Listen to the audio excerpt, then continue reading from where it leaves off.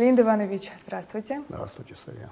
Мой первый вопрос о последних событиях в Украине. Как вы относитесь к процессам, которые там происходят? Нам, жителям Абхазии, как и жителям Южной Осетии, понятнее всех то, что происходит сейчас. И я рад, что президент Абхазии Аслан Бжаня подписал указ о признании этих республик, с чем я поздравляю народ Абхазии тоже. Перейдем к другим вопросам. Вы с 1991 по 1996 годы были депутатом парламента по Гагрскому избирательному округу, в 2000 по Сухумскому избирательному округу, а сегодня вы баллотируетесь по Гудаутскому избирательному округу. Мне интересно, ощущаете ли вы разницу проведения предвыборной кампании? Да, разница, конечно, есть. Особенно она ощущается, если сравнивать с выборами 1991 года. Тогда была такая ситуация, что главной проблемой и, может быть, единственной проблемой была проблема сохранения абхазского государства, абхазского этноса. И именно по такому принципу шла предвыборная кампания. В 2000 году вопросы безопасности, конечно, стояли, но уже появились и вопросы социального назначения. Я баллотировался по старому поселку в городе Сухум, уже ставились вопросы о состоянии дорог, о возобновлении троллейбусного движения. Сегодня ситуация совсем другая. То есть вопросы безопасности, они как бы отошли от нас на дальний план, а вот вопросы социальные более актуальны. И для Гудаут, конечно же, в свете того, что произошло в июле этого года, главная проблема, включая избирателей моих, это то наводнение, которое имело место, и в результате которого более 300 семей очень серьезно пострадали. Вот это серьезная проблема. Она и для меня была проблемой, потому что это рядом со мной, и мои соседи многие пострадали. Я знаю, что была проведена значительная работа, была проведена инвентаризация, была выведена оценка. Получается, что суммарно по вот этим фактам подтопления домов и по тому урагану, который до того пронесся, по Гудаутам на восполнение этих потерь требуется чуть более 53 миллионов рублей. Сумма, конечно, огромная. И я понимаю людей, которые ждут с июля месяца, но на последней встрече, насколько я знаю, президент им сказал, что к концу марта будет дан окончательный ответ. Я надеюсь, что это будет. Но я хочу сказать этим людям, которые пострадали, пусть их никто не вводит в заблуждение. Наша власть обратилась к Российской Федерации за оказанием помощи. Я надеюсь, что эта помощь придет. Но и мы должны понимать другое, при всем при том, что в этом году не было дефицита бюджета, а он был выполнен с профицитом. Деньги, которые появились в бюджете, они были направлены на борьбу с коронавирусом. Я хочу напомнить, что эта болезнь никуда не ушла. Если посчитать в рамках затрат государства, то только из госбюджета было выделено порядка 870 миллионов рублей. То есть более 50 тысяч граждан Абхазии уже переболели этой болезнью. К сожалению, есть те, их немало, кто покинул этот мир. Можно только выразить сочувствие очередное всем тем, кто потерял своих родных и близких. Я хочу сказать сам, как человек, который тяжело переболел, который, тем не менее, вакцинировался дважды и спутником Лайт. Я хочу обратиться к нашим гражданам. Мы сами должны думать о себе тоже. В этом плане вакцина есть спутник Ви, вакцина есть спутник Лайт. Я бы хотел, чтобы наше население очень серьезно, ответственно подошло к этой проблеме. Вакцинируйтесь. Еще одна актуальная тема – это энергетика. Можно ли говорить, что энергетическая отрасль Абхазии вступила в острую фазу кризиса? Если да, то какой выход вы видите из сложившейся ситуации? Фаза просто несколько стала острее с появлением майнинга. Она и была острой, значит, уже долгий период. Ситуация очень сложная, и простых решений нет. Но я думаю, сегодня ясно и понятно всем, что нужны огромные финансовые затраты на то, чтобы восстановить энергохозяйство.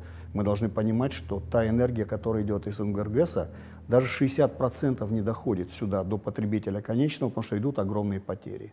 Из-за изношенности линий, из-за изношенности оборудования, все это требует очень больших денег. И все это требует солидных инвестиций. И вот как эти инвестиции, значит, найти и на каких условиях, это серьезная проблема для государства тоже. Тем более, повторюсь, все это усугубляется тем, что мы не можем сдержать, реально, и ни одна страна не может сдержать майнинговую компанию. Да. Есть предложения своеобразные, я бы озвучил из них предложение по созданию специальной фермы, куда майнеры будут установлены, где будет оговорена цена за обслуживание, где будет оговорена плата за электроэнергию, ну и не исключены и другие методы. Количество, значит, оборудования очень разнится. У кого-то там 2 майнера, у кого-то сотни, насколько мы знаем. Поэтому должен быть дифференцированный подход государства, опять-таки с учетом реальной ситуации с обеспечением электроэнергии. Поговорим на тему безопасности наших граждан. Какую вы можете дать оценку криминогенной ситуации в республике за последнее время? Ну, я бы не стал пользоваться терминами «хорошее» или «отлично». Я просто думаю, со мной согласятся наши граждане, можно смело констатировать, что идет тенденция к уменьшению особо тяжких и тяжких преступлений. Это очень важно. Важно еще и потому, что речь идет не только о нашей безопасности, а о безопасности тех, кто в Абхазию приезжает. Ведь не секрет, что прошлый год мы видели огромное количество туристов. Я смею предположить, что и в этом году картина будет такой же, если не большей. А вот их безопасность – это одно из основных условий нахождения туристов здесь, их прибытия и так далее. И я надеюсь, что в этом плане работа будет продолжена в позитивном направлении. Леонид Иванович, вы в своей предвыборной программе говорите о необходимости квотирования рабочих мест в госучреждениях для молодежи. Расскажите более подробно об этом. У нас достаточное количество государственных учреждений, и действительно нам нужно будет квотировать места для молодежи. Это не новое изобретение. У нас после войны был период, когда мы считали, что нужно квотировать определенные места для инвалидов в разных структурах власти и госкомпаниях. И это было сделано. Это позволило определенным образом минимизировать те социальные аспекты, которые возникали, учитывая, что для молодежи проблема занятости является очень серьезной проблемой. Я намерен эту инициативу активно развивать. И, кроме того, это позволит произвести отбор наиболее перспективных кадров. Те, которые будут двигать Абхазию вперед. Потому что двигать вперед Абхазию должна только молодежь. Каким бы вы хотели видеть парламент завтра? Я скажу, каким я его не хочу видеть. Я бы не хотел видеть парламент местом выяснения отношений. Парламент – это должна быть та площадка, на которой будут вырабатываться решения для всех. Но главное – уметь слушать и слышать всех. И своих друзей, и оппонентов. И если мы сможем сделать так, что в парламенте не будет оппозиции в том понимании, как мы понимаем, а все будут избраны и жить с заботами и проблемами страны, это будет тот парламент, о котором можно будет мечтать. Почему вы снова решили идти в парламент? Вы знаете, я долго думал, но есть опыт. Есть опыт парламентской работы. Особенно, конечно, большой опыт я получил в период 91-96 годов. Было у кого учиться. Я просто позволю себе напомнить несколько лиц того периода во главе с Владиславом Марзанова, это Зураб Ачба и Юрий Воронов. И вот многие из тех, кто, к сожалению, сегодня ушел, и, на мой взгляд, есть что передать. Это одно. И второе, я много работал в исполнительной системе власти. Там, где иногда на стыке двух этих ветвей власти у нас тогда можно было работать и в парламенте, и в исполнительной власти. Сейчас это разделено, и слава богу, что разделено. Опять-таки есть опыт. Есть опыт выполнять функции премьера в период войны, когда решения надо было принимать очень быстро, если не сказать мгновенно. И есть опыт работы уже в мирных условиях, когда надо было очень взвешенно принимать те решения, которые есть.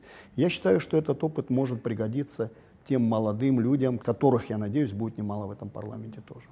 А вы затронули тему войны. Леонид Иванович, в этом году Абхазия отмечает 30-летие со дня начала грузино-абхазской войны. В связи с этим у меня вопрос. Есть ли проблемы патриотического воспитания нашей молодежи? Да, я считаю, что проблемы есть.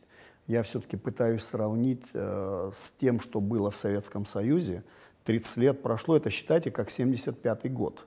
Для нас, кто жил в это время там, патриотическое воспитание стояло на очень высоком уровне. Мне кажется, это очень важно. Наша молодежь должна знать и понимать тех, кому они обязаны своей жизнью, какой ценой досталась эта победа. И мне очень кажется важно вот тему добровольческого движения освещать, потому что без добровольцев, без той роли, которую они сыграли, я думаю, ситуация у нас могла быть совершенно другой.